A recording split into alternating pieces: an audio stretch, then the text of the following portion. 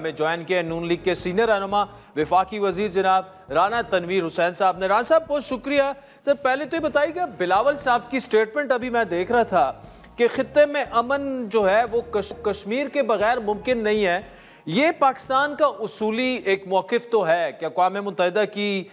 جو قراردادیں ہیں اس کے مطابق حل کیا جائے، لیکن ہم نے دیکھا 77-78 سالوں میں انڈیا اس کے لیے بالکل نہیں تیار۔ ابھی بھی نریندر مودی کی یہ سٹیٹمنٹ ہے کہ کشمیر پر بات ہوگی، لیکن پاکستانی آکوپائیڈ کشمیر یعنی آزاد کشمیر کی وہ بات کر رہے ہیں۔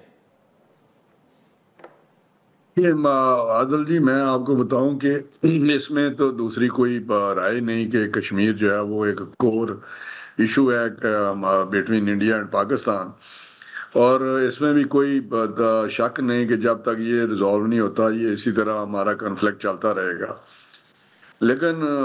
یہ ضروری نہیں کہ انڈیا کے ساتھ مستقل طور پہ اس طرح سلسلہ چلے گا۔ آپ کو پتہ ہے واجپئی جب تھا پرائم منسٹر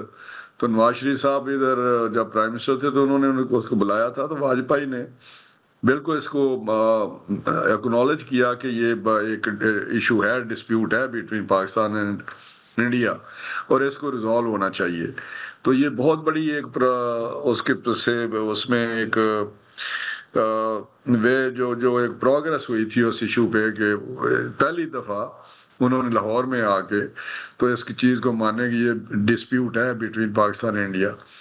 تو یہ جو مودی ہے جب سے آیا تو اس نے تو آپ کو پتہ ہے جو 370 آرٹیکل اپنا اس میں انڈین کانسٹیٹیوشن اس کو انیکس کر لیا، تو بات زیادہ اس میں جو گریوٹی تھی اور زیادہ ہوگی اس ایشو پہ جو کشمیر کا ہے، وہاں پہ ان کی 7 لاکھ کے قریب فوج چلی گئی اور وہاں پہ بربریت جس طرح انہوں نے شروع کی ہوئی ہے، تو یہ زیادہ تکلیف دہ بات ہوئی کہ انہوں نے جو ایکشن اس پہ لیا۔ تو ابھی بھی باقی جو ایشو ہیں وہ تو اپنی جگہ ہیں۔ ہمارے پانی کا مسئلہ ایک نیا انہوں نے ایشو کریٹ کیا ہے،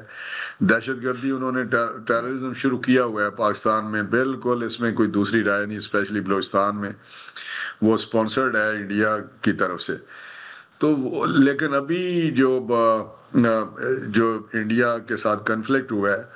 تو وہ بھی ادھر پہلگام میں انہوں نے جو کام کیا تو اس کا بلیم پاکستان پہ لگا دیا، اور آج تک وہ اس کی کوئی ایکسپلینیشن یا کوئی انکوائری یا کوئی ایسی چیز نہیں کر سکے کہ جیسے وہ نہ کسی نے اس کو کہتے ہیں نا جو اون کیا ہے کہ یہ ہم نے کیا ہے، یا جس طرح جو تنظیمیں مختلف ہوتی ہیں۔ تو میں سمجھتا ہوں کہ یہ ایک اور ایشو ہے، اس کو ریزالو کرنا پڑے گا انڈیا کو، ورنہ یہ اس طرح ہی جو ہماری ان کے درمیان ٹینشن ہے وہ چلتی رہے گی، کیونکہ ہم سمجھتے ہیں چلتی رہے گی۔ اچھا رانا صاحب یہ بتائے گا کہ جی ٹھیک ہے، ڈونلڈ ٹرمپ نے سیز فائر کروایا، ثالثی کی بات کی، نیوٹرل وینیو کی بات کی، جس پر ابھی تک تو اس طرح سے کوئی ڈیولپمنٹ نہیں ہوئی،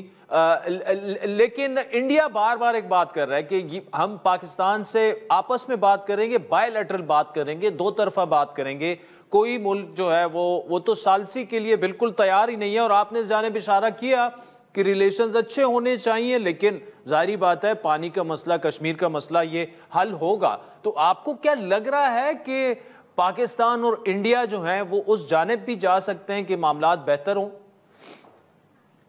میرے نہیں خیال، کیونکہ جو ٹرمپ نے بات سے کی کہ سیز فائر، وہ بار بار ڈیلی بیسس پہ اس کریڈٹ لے رہا ہے کہ جی میں نے سیز فائر کرائی ہے، جو کہ جو بات درست ہے، کیونکہ یہ 10 مئی کو جو انہوں نے رش کیا امریکہ کی طرف، جو انہوں نے ڈپلومیٹک چینل استعمال کیے کہ سیز فائر کرائی جائے، تو وہ انہوں نے انٹروین کیا۔ وہ بار بار ساری تفصیل بھی بتاتے ہیں کس طرح ہوا سارا، کہ نیوکلیئر پاور تھی دونوں، تو ہمیں اس پہ تھوڑی تشویش ہوئی اور ہم نے اس میں انٹروین کیا۔ تو میں اس لیے یہ بات کر رہا ہوں کہ ابھی جو وہ بات کرتے ہیں کہ بائی لیٹرل، اس کی بیک گراؤنڈ یہ ہے کہ وہ مان ہی نہیں رہے کہ ٹرمپ نے یہ سیز فائر کرائی ہے۔ اس کی میڈیشن تو تبھی ہوگی نا جب جو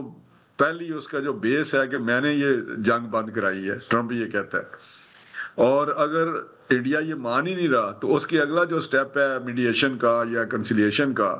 یا ایشو ڈسکس کر کے کسی نیوٹرل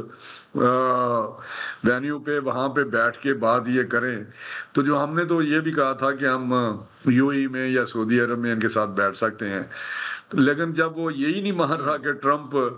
نے یہ جنگ بند کرائی ہے تو اگلا تو میرا خیال ہے انہوں نے پتہ چل گیا نا ان کا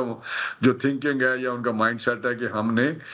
کسی کے ذریعے یا کسی کے ساتھ بیٹھ کے بات نہیں کرنی, بائی لیٹرل وہی جو بات وہ کرتے ہیں. ہم کہتے ہیں نہیں یو این کی ریزولوشن پہ جائیں, وہ کہتے ہیں بائی لیٹرل اس مسئلے کو کشمیر کو ہم حل کریں. تو یہ میرا حال ایک یہ مسئلہ ہمارے درمیان اگین ہے. تو دو اگر بندے لڑ رہے ہیں تو ان کو چھڑانے تیسرا بندہ ہی کوئی آگے کر سکتا ہے نا اس کے درمیان کو میڈیشن. تو میں سمجھتا ہوں یہ ان کا سٹانس اگر یہی رہا جو کہ ان کا سٹانس ہے, اور یہ ایک اوائڈنس ہے اس ایشو سے ہٹنے کی کہ جو اوائڈ کر رہے ہیں کہ ہمیں آپس میں اس طرح بیٹھ کے بات ہو ہی نہیں سکتی نا, اس طرح تو ناممکن ہے. تاشکند جو آپ کو پتہ ڈکلیریشن تھا وہ بھی ایک ایشیا نے یا آپ کو پتہ جس طرح وہ انٹرونشن انہوں نے کی اور وہاں پہ بیٹھ کے بات ہوئی. تو میں سمجھتا ہوں کہ ان کو بیٹھنا پڑے گا, انڈیا کو الٹیمیٹلی ان کو آنا پڑے گا ٹیبل پہ کسی نہ کسی ذریعے سے. اچھا ران صاحب, دوسرے یہ بتائے گا کہ کیا نواز شریف صاحب جو ہیں اس میں کچھ کردار ادا کرنا چاہیں گے یا ان کو کرنا چاہیے؟ دیکھیں جب پرائم منسٹر تھے وہ جب ان کے پاس یہ مینڈیٹ تھا تو انہوں نے میرا حال ہے جب بھی موقع ملا ہے انہوں نے کوشش کیا کہ انڈیا کا جو ایشو ہے وہ مسئلہ حل ہو جائے, ریزالو ہو جائے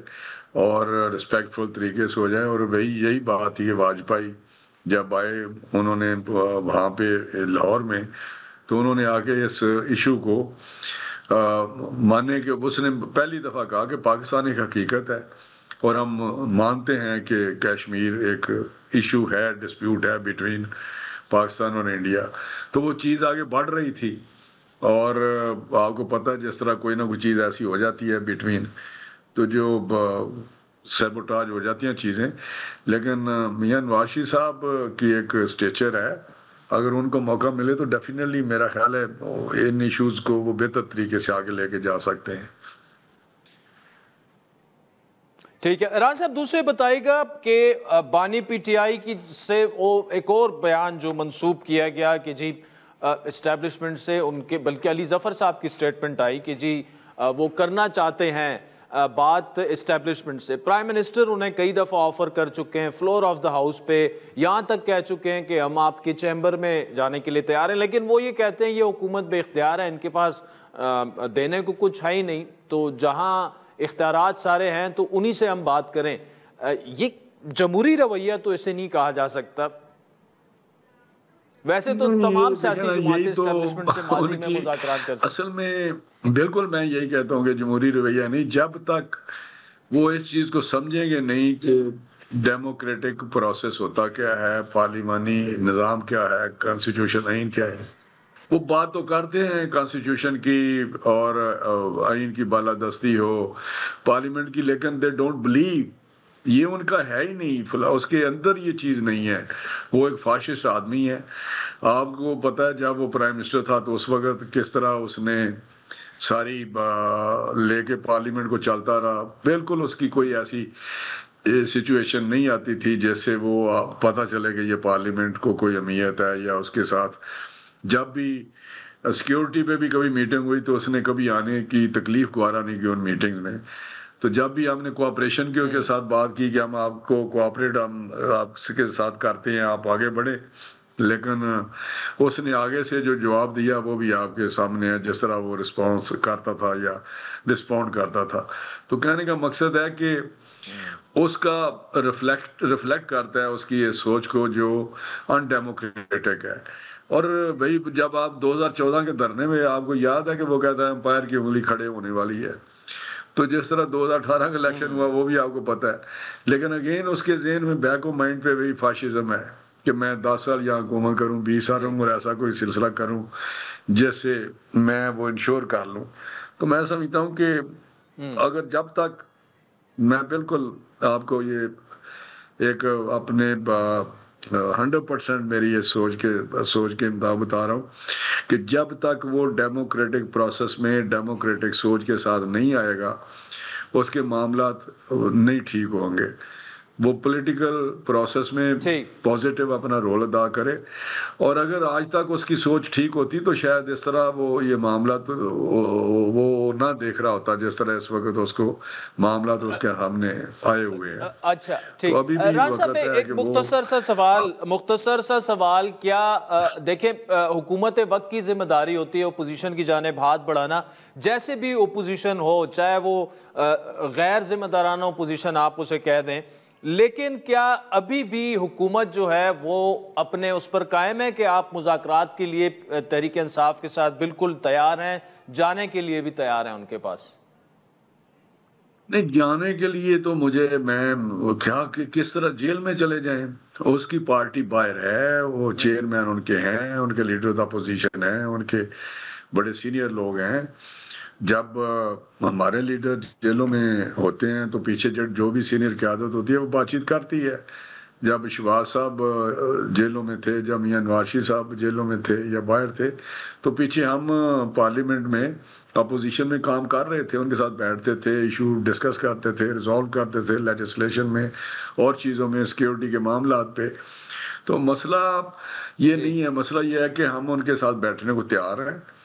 اور ان کے تمام جو ایشو ہیں ان کے ساتھ ڈسکس کرنے کو تیار ہیں. لیکن اگر وہ سمجھتے ہیں کہ مجھے نہیں سمجھ آتی کتنی دفعہ ہم ہاتھ بڑھائیں گے، کتنی دفعہ ہم آفر کریں گے. ہمارے ایک سینئر ممبر نے کہا، ہمارے پرائم منسٹر نے کہا کہ ہم بات چیت کے لیے تیار ہیں. وہ کمیٹی بھی بنی، آپ کو پتہ ہے کہ جس میں انہوں نے نامینیٹ کیا اپنے بندوں کو، اور لاسٹ مومنٹ پہ ایجنڈا بھی انہوں نے بنا دیا کہ یہ ہم پوائنٹ ڈسکس کریں گے. تو جب ٹائم آیا تو اس میں یہ آئی نہیں، اس وقت ٹائم پہ وہ بیٹھے انتظار کرتے رہے. تو کہنے کا مقصد ہے عادل صاحب کیا کس حد تک بندہ یہ کرٹسی جو ہے یا ایک ڈیموکریٹک پروسیس کے لیے کہہ سکتا ہے کہ بھائی آئیں بیٹھے. جب وہ حکومت میں تھے، اب ہم اپوزیشن میں تھے، ہم کہتے تھے اس وقت بھی کہ ہم آپ کے ساتھ تعاون کرنے کو تیار ہیں، آپ کام کریں. اور جب ہم حکومت میں پھر بھی ہم یہی کہہ رہے ہیں.